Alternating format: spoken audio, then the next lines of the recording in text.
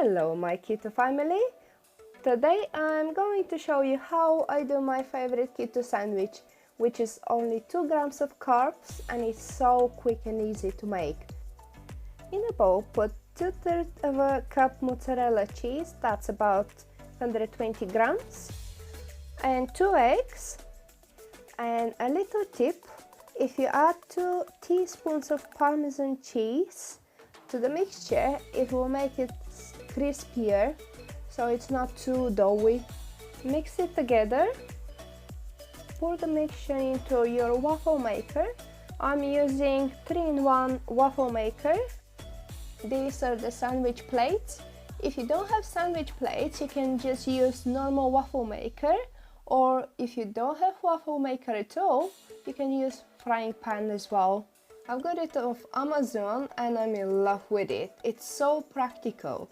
It's 3-in-1, meaning makes waffles, makes sandwiches and make paninis as well. You will see how I use the panini site in a minute. I'll leave a link in description for you.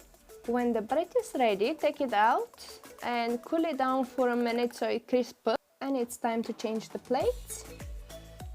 Place 2 bread slices on the panini plate. If you are using waffle maker instead, you can put back one of the waffles you made earlier and place pepperoni slices or any other sausage you like, and chopped yellow bell peppers. You can use red or green peppers as well. Chopped spring onions or scallions, and top everything off with cheddar cheese, or you can use mozzarella cheese if you prefer. Place the remaining 2 pieces on top of those 2 and cook it until the cheese melts.